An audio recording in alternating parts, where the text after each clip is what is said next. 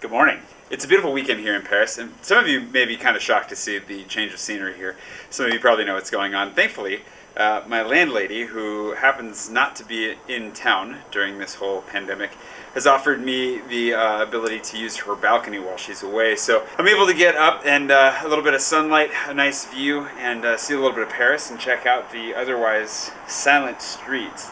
I see one car, and I think I can hear another coming on the way. It's pretty crazy. Life has changed. I don't usually have access to this space, so it's very nice of her to let me up here. And then I thought I would talk a little bit this week about one of the other really big changes to my lifestyle, which has been cooking and eating. If you know much about me, you know that I don't usually cook for myself very much, but there's a whole story behind that. It's not like I just stopped one day. I was kind of indoctrinated into it.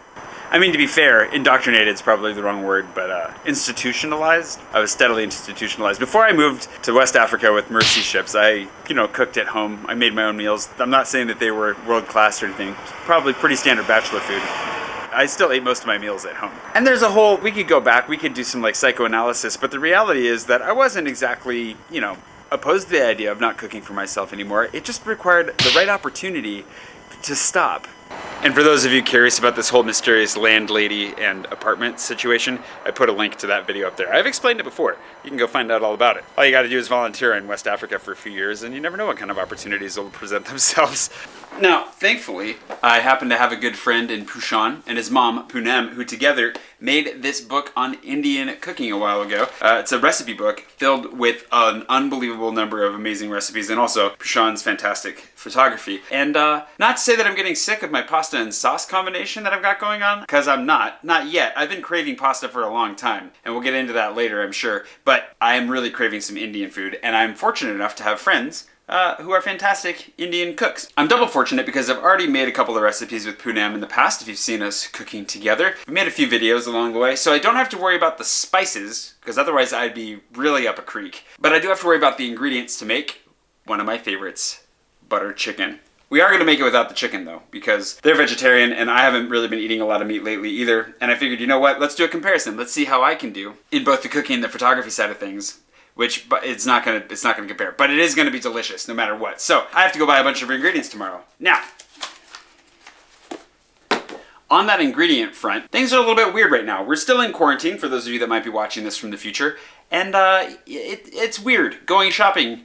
Not my favorite thing right now. I've been going once a week and only on Sundays. I'm gonna tell you a little bit of a secret here. I hope this doesn't get out too far and wide because this is my little secret for sanity, but I'll let you in on it right now. Culturally, the French tend to stay home on Sundays. They spend the day with their family, and traditionally most stores are closed. So it's not really written into French DNA to go shopping on Sundays, which as an American isn't necessarily completely out of the ballpark. So my theory was, and it's proven true, that if I went first thing on a Sunday morning, pretty much no one would be around, and that has proven very true. The last couple of weeks, Sunday shopping has been increasingly better. Like, it gets better every week. So I'm gonna go again tomorrow and hope that the pattern holds, but we'll find out. And of course, I'll let you know. I'll just take you with me.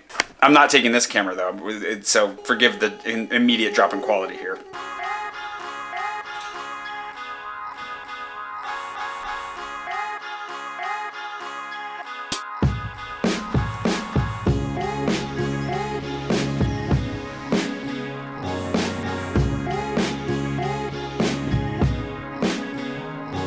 The thing with living with mercy ships was that they fed us every day at the same time. Breakfast, lunch, and dinner. There was a galley. They cooked food for us. We had a crew galley, so we could go and make our own stuff if we wanted to, and we did. But supplies are often difficult to come across, and of course, when every meal's being made for you, how many meals are you really gonna make for yourself? Then, of course, we could go off the ship and we could go out to eat, which we did occasionally, which was challenging in places like Freetown, where it took us a couple hours just to get out of the port, basically, because the center of town was so overloaded with traffic. The solution to that was to eat dinner first, get at least a light snack as soon as we were out of work and ready to get off the ship, because it would take another couple hours of driving to get to where we were going to eat out. So, pre-dinner snack and then dinner. But it was while I was with mercy ships that I was introduced to some of my favorite food, like Indian food. I'd never really eaten Indian food while I was in the States. And shawarmas, the delightful solution to what would happen to a burrito if you added garlic mayonnaise. It's fantastic. But living on a hospital ship for 3 years, having people cook for you is a quick way to really get out of the habit of grocery shopping, and cooking for yourself. All right, I'm gonna head into my grocery store now. We'll see if my theory holds. And I brought my shopping cart. This is the first time I've ever used this, but I'm gonna load up because I'm running low on a few things that I haven't run low on yet, and I figure might as well just stock the crap up. Also gotta check my shopping list for the ingredients that Poonam sent. Le supermarché sera ouvert de 8h30 à 20h30 le matin avec des personnels. Et l'après-midi.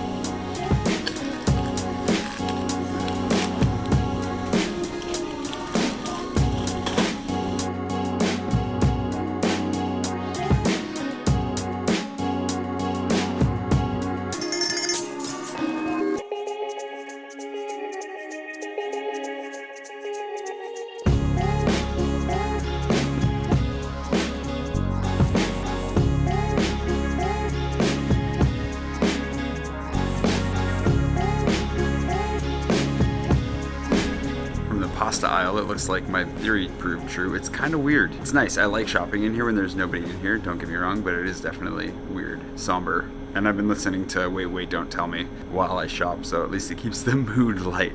It's also weird to talk outside, but anyway, I'm finding the food. Thing is that when you're living in various West African countries on a hospital ship, you don't go out shopping much. We could have gone grocery shopping and you could find whatever you wanted to cook, just didn't really. That's kind of the point of it, right? Is you kind of well, I might as well just not worry about this and spend my time elsewhere, which I did, put my time elsewhere. But you do miss it. And there are certain things that you can't just get, that you have to cook. Even small things, even baking, that, come back around and you really do want to make sure that you get.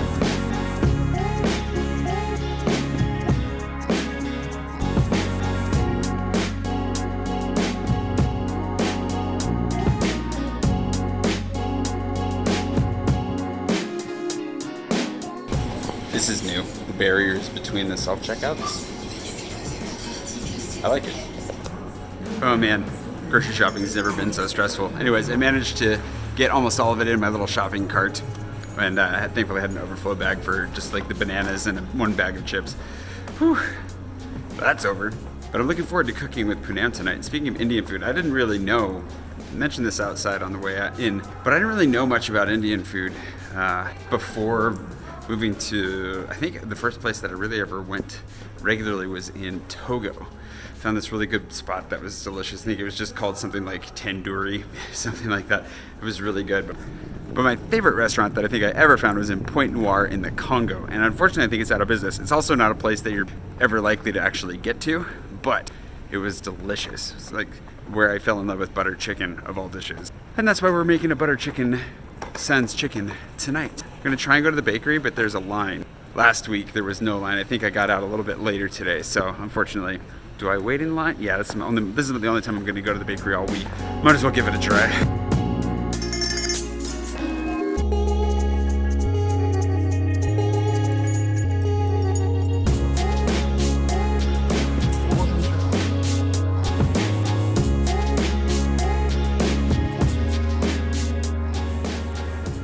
Success. I got a baguette and 2 croissants so I can have a little bit of my dad's jam on a croissant. It's a good way to go. I feel weird talking at full volume even outside right now. It's a very strange feeling. But fast forward, even after Mercy ships, I was a consultant flying around the country working on electronic medical records for a couple of years as soon as I left. So when I was back in the States, I basically lived on airplanes and in airports and hotels, and my meals were expensed. So I literally just ate in restaurants all the time. That's all I did for a couple of years. And when I would visit friends on the weekends, no matter where I went, it was kind of, the fun weekend. So got to go out and do whatever was cool in their city, which meant eating in restaurants on the weekends as well, and pretty much never stopped. All the way up to the point that I ended up moving in with my parents for a little bit. I did cook at home then, but even then, it was really my dad that did most of the cooking, and he's a good cook. His apple pie, it's to die for, so if your dad's gonna make the apple pie, why cook?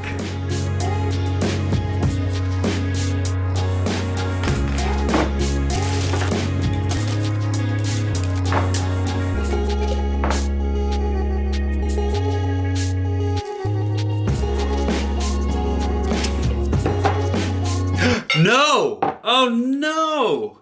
No! No! I was gonna show you my method for how to properly jam a croissant, and I found out that my jam is moldy and I need to throw it away. Dad, thanks for the jam. Trying to make it last as long as I could, and apparently I made it last too long. Basically, the theory is that you pop you pop the end, I don't know what you call it, but you take the end off of the croissant, and if you pull it just right, it's hard to do, but if you pull it just right, it'll actually core the croissant and pull out like a chunk from the middle of the entire thing. But even if it doesn't really matter. You can kind of make a little bit of space with your knife, and then you scoop out some jam and you just shove it right down the middle and pull back out, and you've coated the inside of your croissant with some delicious jam, and then as you eat it, you've got a jam croissant. The downside is, of course, when you do that you break off a lot of the crispy, fumbly, crumbly bits that are delicious, and it's not a pretty way to eat a croissant, but it is a satisfying way to eat a croissant. It might be sacrilegious. The French might not appreciate it. I don't know. I don't care. It's delicious. Unfortunately, I will not get to participate in the deliciousness. I thought there was enough sugar and jam to keep... I didn't know jam would go moldy. It's been a while. I got it when I was back in the States a while ago. Not that long ago. Anyways, I'm kind of sad. Well, now I wish I'd gotten a pound of chocolat just because the croissant will still be good, but disappointment city. Anyways, you can see that I, when it comes to feeding myself, I don't even know how to keep preserves preserved, apparently. It's not a good sign. Well, that's really disappointing about my dad's jam, if you couldn't tell. I think my camera stopped recording right when I discovered it, but it was like, sucks. Obviously, I haven't had any for the last couple of weeks, otherwise I would have seen that coming, but that's really disappointing. I was looking forward to having it with my croissant. And even in coming back to France and, eating delicious croissants, which I'm trying to avoid eating too much while I talk on camera here. But even in the midst of coming back here, moving into my apartment, if you've seen the apartment tour, which I'll make sure to link above, you might know that I don't have a kitchen. And I haven't ever had a kitchen in here. And while it's workable now with my hot plate, it's not easy to do any prep work. There's no ventilation and you're running around. It's very annoying. Try prepping and cooking in a room separate from your sink and a different room from your fridge. Try a 3-room combo like that and just see how long you really want to cook. It's not very much fun. So between that and being back on the street, pretty much being a bike tour guide as soon as I got back to Paris, I was always out and about. And as a bike tour guide, you get your meals for free from, whatever restaurant you end up going to halfway along the way. There are bakeries and people that toss you food, so you really don't have to pay for much when you're out. And then in the mornings for breakfast, I would just drop by the bakery and get a 50-cent demi croissant, so a demi baguette, which is a half baguette. So 50 cents for this piece of bread. I'd eat that and maybe a banana. That was my breakfast. And then I would have a sandwich when I was on my bike out and about. And then in the evening I would eat something with friends. And you can see how I just was always out. I didn't really want to be here because my space was not cozy. It was not nice. I came back here to edit and sleep. And that was about it. Otherwise, I was trying not to be in my apartment at all. So I would eat cheap stuff out and about wherever I found it and spent pretty much all my tips that I made as a bike tour guide on food. And it's not really that bad of a life. But now, I would like to cook a little bit more. I'm not going to go so far as to say I want to become like a full-time chef because still, this setup, beyond doing some simple stuff, some basic like sauce and pasta situations, is still really, really annoying. But Puxan's mom really wants to help me make a butter chicken sauce, which sounds delicious. So I'm going to prep that here, cut up some onions and some ginger and everything else, make sure that we're ready, and then we're going to get on the call with her. And hopefully if I've portioned my seasoning and everything else correctly, it'll be an edible and delicious meal. Won't be as good as if she made it, but it'll still be better than, eating something out of a can.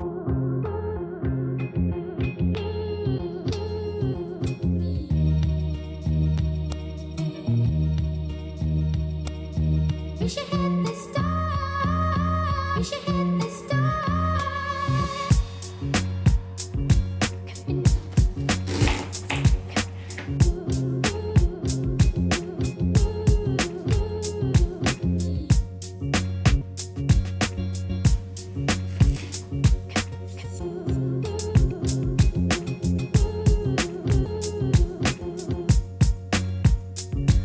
I'm remembering why I hate cooking here so much. It's been a long time. For one, all of my surfaces are way too low. Like I have to bend over to cut, which gets really exhausting in between the shoulder blades after like 10 minutes. There's that. The air in here gets really stifling. You might be saying, well, why don't you cut from over there? Even though it's nice to have a little bit of a cooking space on top of my washing machine, it's not quite big enough to put everything. I could have done that, but I was doing my laundry at the same time that I wanted to start prepping for tonight, so you can't do everything at once. That's the problem. You want to do your laundry and cook, you gotta come in here. So it's really frustrating. I hate it. The other thing that I remember now about cooking here is that, and part of the reason that I didn't cook at all while I was vlogging is because it's really difficult to cook in a space that's not meant for cooking, where you're already frustrated naturally, and then film yourself doing it and try to make it look half decent.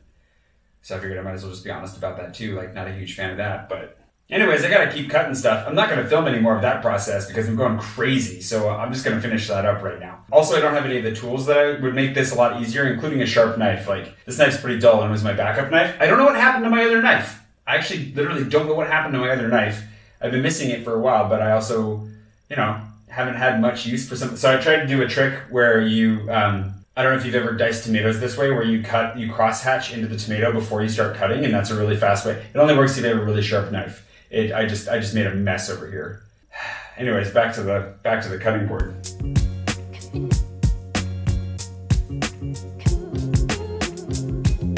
Here we go. No rush. We're cooking and relaxing. You guys you're making me feel more relaxed already. And now it's sizzling. Okay, so then when do I add the ginger? Ooh, that smells good. Yeah.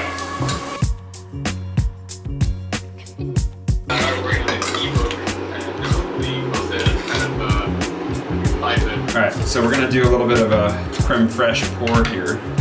Okay, so oh yeah, this is the creamy addition that I was waiting for. There. Okay, you definitely, if you want the fancy pour, you definitely got to get the semi-liquid. You can't go for the thick stuff that. All right, I got a couple shots. You guys can, and then we bring it over here. We dump it in here. Nice. And then I can hang our fork in here. Get the spoon out because that's going to be our sauceification. Okay, so here's how we're gonna. This is the money shot right there. Let me. Oh yeah. There we go. It works. It's actually not as bad. Yeah. That looks good though. Yeah, that looks good, yeah. Okay, so we're gonna take a little bit more of this leftover greeny green, and voila.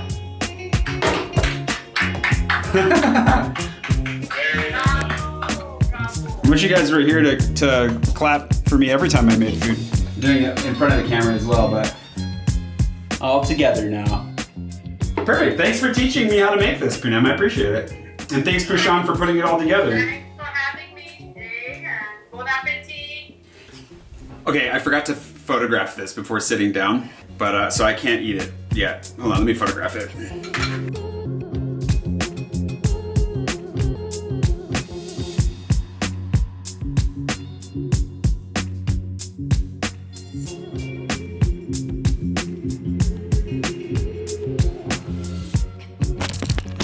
All right, now that that's done, I can actually dig in. It's gonna be interesting. This is the Italian Indian fusion that Puxan came up with some linguine noodles and butter chicken sauce. That's a nice change of pace. Thing is, as you may have noticed, for me, cooking in this space is super frustrating for some pretty obvious reasons. Not least of which is just that the space isn't made for it. Like, I don't have any room to even set things down, like a counter. So having to balance like the lid of the pot on the edge of the sink, or not even having space for the sauce to leave the sauce next to where I'm working so I can strain the pasta, all of that makes it extra challenging. But it is nice to take a moment to stop and cook. And I mean, we're in quarantine. It's not like I don't have a little bit of extra time on my hands. And Poonam is just her recipe is phenomenal. So just as another reminder too, if you want, I don't think that this is available in the States right now, but you should look and see. And if nothing else, go follow Puxan and Poonam, both on YouTube and on Instagram, and you're gonna be seeing they've been doing a lot of projects together lately, some mother-son projects where he's photographing more of her recipes and they're redoing a number of them in English. So you'll be able to find those, and then they're gonna be releasing an ebook again soon, which is pretty exciting. So if you'd like to get in on a little bit of the butter chicken action, among others, I highly recommend it. It's one of my favorite dishes. I just love it. And I've eaten it kind of all over the world at this point. And I'm not going to go so far as to say that I've mastered it in my first attempt, because I haven't. But I am looking forward to making more of it. And one of the great questions is always, if I had a kitchen, would I use it? And I think the answer is yes. It's one of the big life changes that I've been wanting to make for a while. And so the nice thing about being in quarantine is it's forced me to cook more. Which, granted, I'm cooking much simpler things than this usually. This is easy to make, but without any space. Anything beyond just like boiling pasta is actually pretty challenging. I don't know. I think in the future, That's one of the things that I'm really happy with my cozy cloud, and I don't plan on leaving it anytime soon, my cozy chateau. But I definitely look forward to making some changes in the future and having like an actual kitchen with the necessary tools and some space. And a sink that is next to a stove that is next to an open counter where I can cut things. Sounds great. And a counter that I don't have to bend over really far to use. But I think I covered everything. How about you? Do you love cooking? Are you cooking a lot? It can be hard when you're cooking just for one. And obviously right now times are strange and it's kind of all of our lives are up in the air. I hope you're doing well wherever it is you are. It's kind of a weird time for obvious reasons. But I know that for me today, cooking with Puxan and Poonam actually helped bring me, I was pretty stressed in the process of trying to prep and be ready to do an Instagram live with them to share the whole process. But then just in hanging out with them and cooking with them, it really brought me back down. And that's one of the things that I really do like about cooking is it's a great cathartic experience that can really be relaxing. It's very rarely that here, which is why I don't like doing it here. But I look forward to getting back into it a little bit more in the future. Something to think about. Anyways, I hope you're staying safe wherever it is you are. Pretty soon, in the next couple of days, I have a little bit of an announcement coming revolving around my book. If you've been wanting to hear any more of the stories that I've been talking about today, like my time in West Africa, traveling the country as a consultant, starting a tech company, all of those experiences that largely ended in mishaps and wound up bringing me back to Paris eventually, that book is coming soon. So keep your eyes peeled for that. And otherwise, I'll see you bright and early again one of these mornings here very soon. Keep heart and stay safe. Okay, yeah, that was delicious. Definitely makes me want to cook more. Oh, it's so good.